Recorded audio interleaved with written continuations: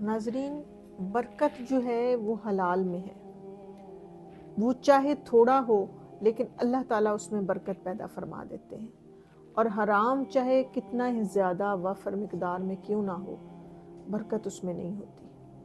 इसी तरह से हलाल के अगर 2 मरले भी आपने कमाए हैं तो उन 2 मरलों के घर में भी आप इज़्ज़त और सुकून से रह रहे होंगे।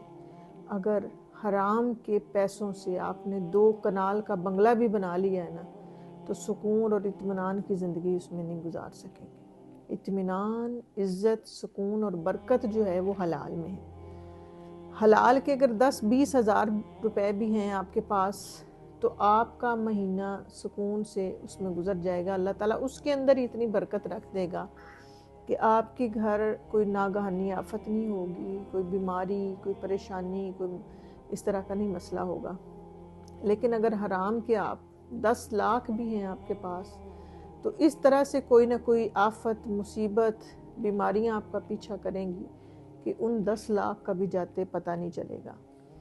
तो सबसे पहला फोकस जो है हमारा वो हलाल की कमाई पे होना चाहिए। देखें, ये हराम की कमाई पे पला हुआ ये जो गोश्त है इंसान का, ये कभी जन्नत में नहीं जाएगा।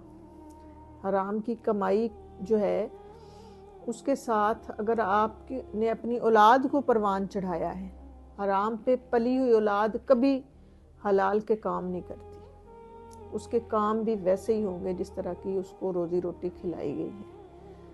तो वो औलाद कभी कामयाब भी नहीं होती जो हराम के रिस्क पे पली हुई है।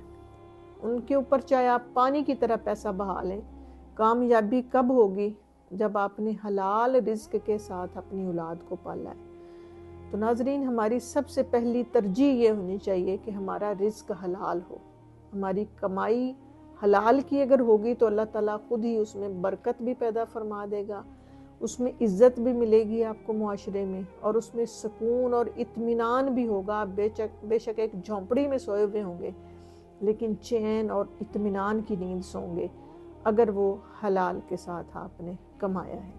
तो अगर आपने हराम के साथ वो बहुत बड़ा बंगला भी बना लिया ना, तो सुकून की नींद आपको वहाँ भी नहीं, एक नरम बिस्तर पर भी नहीं आएगी।